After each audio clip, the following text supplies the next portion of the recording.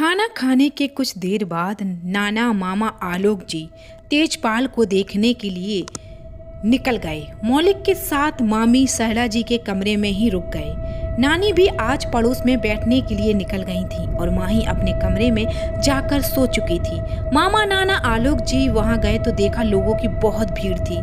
पूरा गांव तो था ही था, उसके अलावा आसपास के गांव के लोग भी देखने को आ रहे थे। जो भी सुन रहा था वह चला आ रहा था, क्या ही बूढ़ा क्या ही जवान, और रास्ते में आने जाने वाले भी बहुत थोड़ी ताका झाकी करके निकल ही जा रहे थे। बहुत सारी पुलिस इकट्ठा हो गई थी, एम्बुलेंस भी खड़ी थी। वहां जाकर देखा कि तेजपाल की लाश इस पेड़ पर लटकी हुई थी जहां पहले भी तेजपाल लटका हुआ मिला था। सभी पुलिस वाले शायद किसी बड़े अफसर के आने का इंतजार कर रहे थे।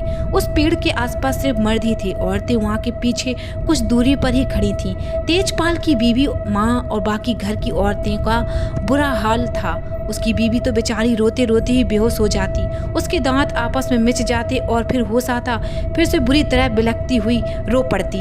बड़े अफसर के आते ही लोगों ने जल्दी से तेजपाल को उतारा। उसके शरीर पर कपड़ों के नाम पर सिर्फ अंग वस्त्र थे। इतने ही में ही माही बोली, जो भी आत्मा के रूप में थी, बोली, आज तो सच में मजा आ गया। तेजपाल की लाश देखकर उसे भी बहुत ज्यादा मजा आ रहा था कि यहाँ सब देख पा रही हूँ और कोई मुझे नहीं देख सकता। इस वक्त माही की आत्मा यह सब बोल रही थी। दूसरी आवाज, अरे मेरी फुलझड़ी, अभी तो आगे देख क्या होता है। वैसे अच्छा लग रहा है ना तेजपाल ऐसे नंगा पड़ा हुआ। कहते हुए वह हंस पड़ा।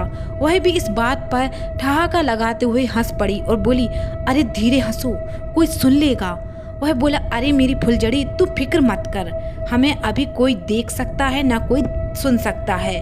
वैसे तू बस मजे कर, देख कर, और देख तो सही कितना मजा आ रहा है। तेजपाल के शरीर को उतार के नीचे लेटाया गया। उसके दोनों पैरों की उंगलियां ऐसी मुड़ी हुई थी जैसे किसी ने उन पर हथौड़े की चोट मार मार कर तोड़ दिया हो।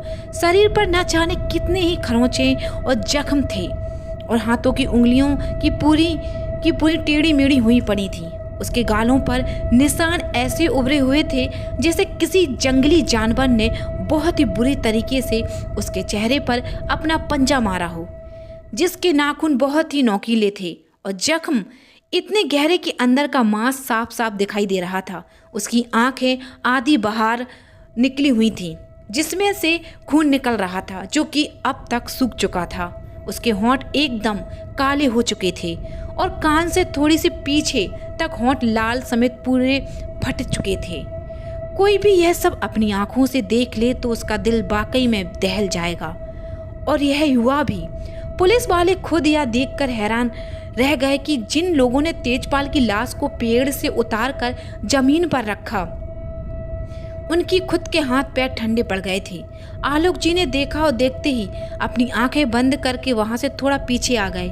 नाना जी से बोले, भगवान जाने किसने ऐसा किया है और क्यों किया है। कि आपस में कुछ लोग बातें कर रहे थे कि तेजपाल पता नहीं कब से गायब है। उसके घर वालों को तो सुबह देखा तो वह घर में नहीं था। सब लोगों ने उसको इधर उधर ढूंढना शुरू कर दिया। काफी ढूंढने के बाद जब पता चला कि वह उसी पेड़ पर लटका हुआ है तो वह सब लोगों ने पुलिस को फोन कर दिया। पुलिस ने साफ साफ मना कर दिया था कि कोई भी बॉडी को हाथ ना लगाए। भगवान जाने क्या हो गया, गांव में एक के बाद एक हादसे ही हो रहा है। लगता है वह वापस आ गया है। आलोक जी बोले, यह किसकी बात कर रहे हैं पापा। नाना बोले, कुछ नहीं बेटा, तुम तो पता है ना 10 मुंह 10 बातें होती ही हैं।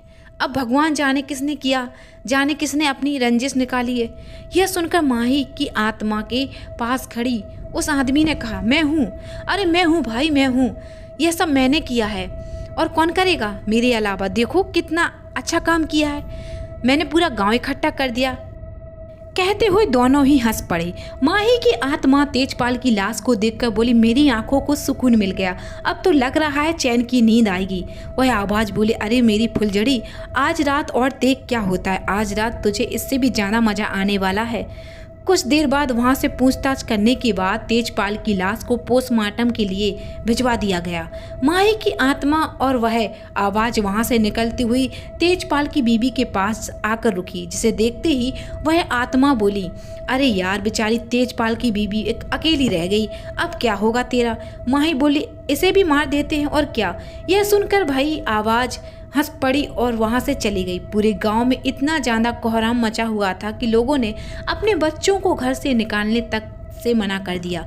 पूरा गांव सुनसान हुआ पड़ा था। जहां तक कहीं 2-4 लोग इकट्ठे होते हैं, बस यही कहीं कहते कि वह वापस आ गया है और वह अपना बदला लेकर ही रहेगा।